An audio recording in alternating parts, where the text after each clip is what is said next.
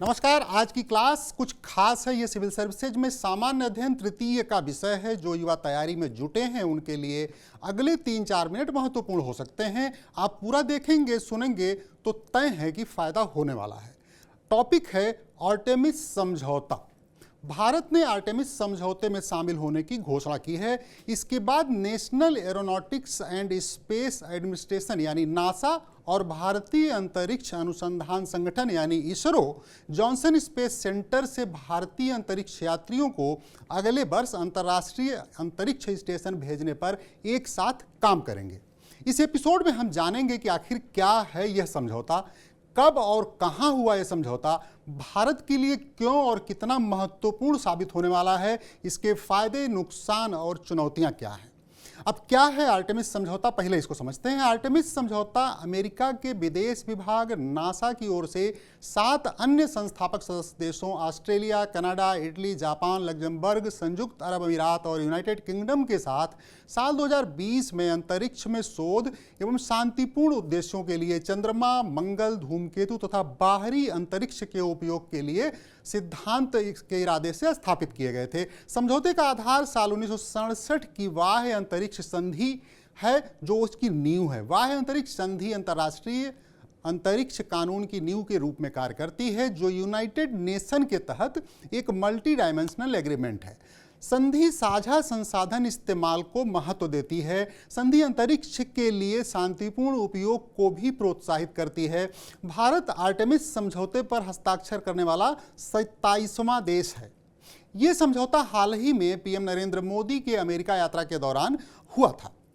इस समझौते की कुछ निश्चित शर्तें हैं जो कुछ इस तरह से हैं। हस्ताक्षरकर्ता देश अंतर्राष्ट्रीय कानून के अनुसार शांतिपूर्ण उद्देश्यों के लिए अंतरिक्ष गतिविधियों का संचालन करेगा।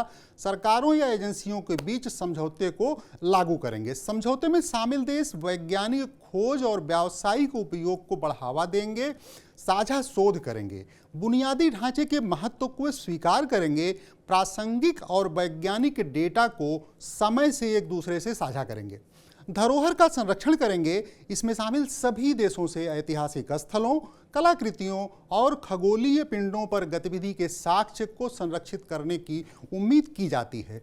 शामिल देश पुराने अंतरिक्ष यान के सुरक्षित निपटान और हानिकारक मलबे के उत्पादन को सीमित करेंगे।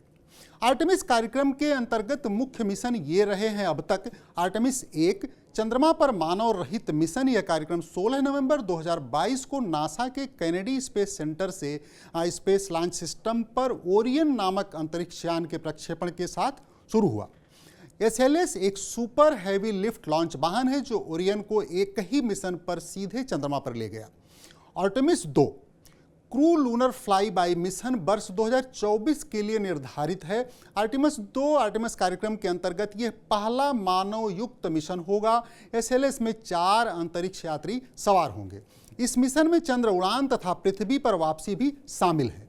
आर्टेमिस 3 चंद्रमा पर मानव की वापसी साल 2025 के लिए निर्धारित। आर्टेमिस 3 मानव अंतरिक्ष अन्वेषण में एक महत्वपूर्ण मील का पत्थर बन सकता है, क्योंकि अंतरिक्ष यात्री चंद्रमा पर लौटेंगे।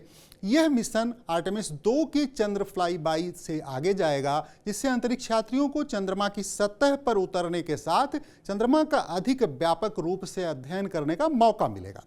साल 2029 के लिए लूनर गेटवे स्टेशन की स्थापना की योजना है। यह स्टेशन अंतरिक्ष यात्रियों के लिए डॉकिंग पॉइंट के रूप में काम करेगा, वैज्ञानिक अनुसंधान के साथ प्रयोगों की सुविधा भी देगा। इस समझौते से भारत को क्या फायदा मिलेगा, ये जानना जरूरी है। आर्टेमिस समझौते में शामिल होने से देश को बेहतरीन ट्रेनिंग, टेक्निकल प्रोग्रेस और वैज्ञानिक अवसरों तक पहुंच की सुविधा मिलेगी। चंद्रयान 3 मिशन जैसे अपने चंद्र अन्वेषण लक्ष्यों को आगे बढ़ाने में आर्टेमिस कार्यक्रम भारत के लिए लाभकारी मददगार साबित हो सकता है।